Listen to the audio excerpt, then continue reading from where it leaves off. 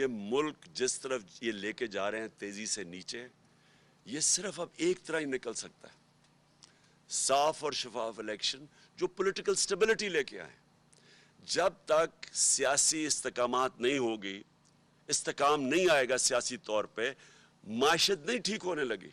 सिर्फ मसला अब ये है कि डरे हुए हैं इलेक्शन से। रिजल्ट आपके सामने है, सारों ने मिलकर भी इलेक्शन लड़ गया, उसके बावजूद ये नहीं जीत सकते।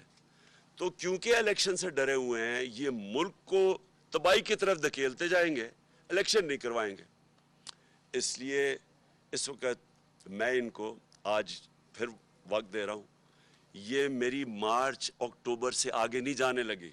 और मैं अभी भी कहता हूँ कि ये है टाइम आपके लिए इलेक्शन अनाउंस करने का।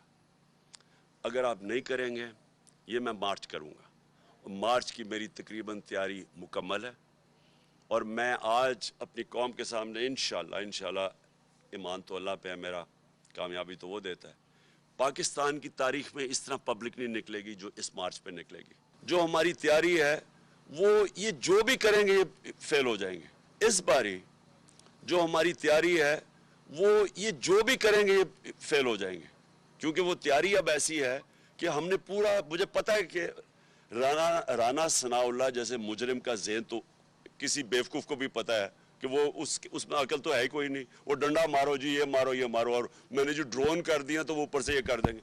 उस बेवकूफ़ को ये नहीं पता कि उसको मौका ही नहीं मिल रहा है ये चीज़ें करने का जो मैं कर रहा हूँ अब।